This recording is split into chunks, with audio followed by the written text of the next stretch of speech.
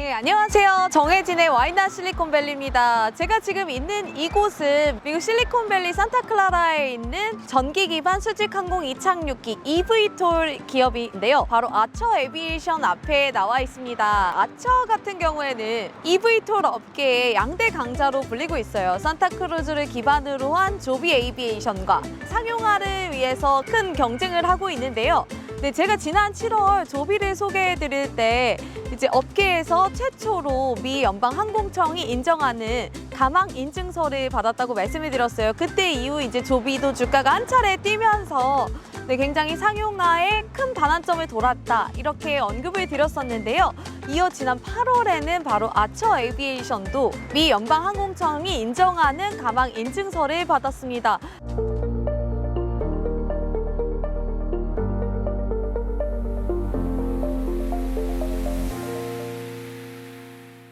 가장 중요한 목표는 이제 상용화 시점이겠죠.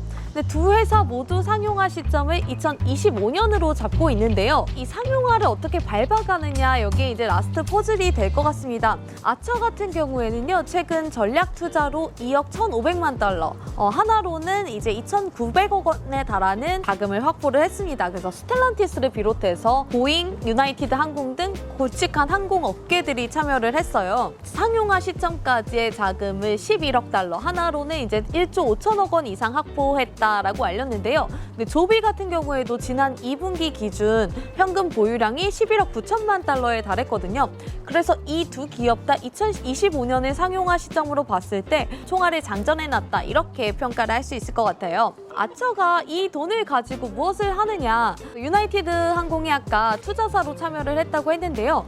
미국에서 뉴욕을 갈 때 크게 세 가지의 공항이 있잖아요. 미국 뉴저지의 뉴아크 공항이 있고 또 다른 지역에 두 개가 더 있는데 뉴아크 공항을 기반으로 삼고 있어요. 주로 아무래도 비즈니스 목적의 사람들이 이용을 하겠죠. 그래서 유나이티드 항공과 콜래버레이션을 해가지고 그 맨해튼에 그 자유의 여신상이 잘 보이는 파크 있잖아요. 배터리 파크 근처에 헬리포트를 마련합니다. 그래서 에어택시를 띄우면 배터리 파크에 있는 헬리포트에 동착하는 그런 형태인데요. 이제 아처가 내놓은 에어택시 이름이 미드나잇이거든요. 근데 이 60분에서 90분 가까이 걸리는 통근 시간, 그리고 최대 100마일, 한 160km 반경이겠죠. 이걸 단 10분에서 20분 범위로 줄여주겠다. 이거에는 분명히 비즈니스의 수요가 있다고 본 거예요.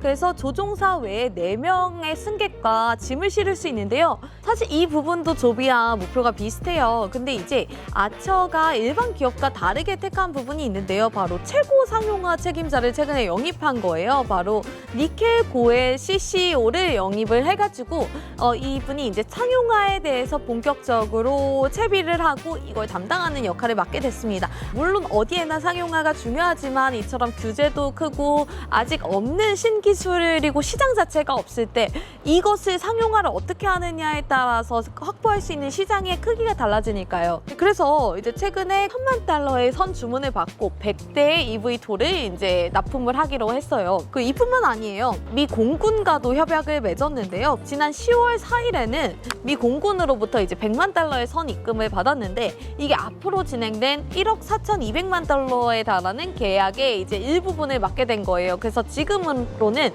이 조종사들이 훈련을 할 때 거치는 그 모바일 시뮬레이터를 납품하기로 했는데 이걸 점차 확장해 날 예정입니다. 그래서 기대되는 포인트 하나는 하드웨어 전문가였던 조비의 창업자인 조벤 비벌트와 다르게 아처 에비에이션을 창업한 애덤 골드스타인 같은 경우에는 완전히 재무통이에요. 그래서 월가에서 포트폴리오 매니저로서 일을 많이 해왔었고 첫 창업을 하기 전에는 이제 미네타 레인 캐피털 파트너스에서 이제 공동 파트너를 맡아서 일을 하기도 했습니다.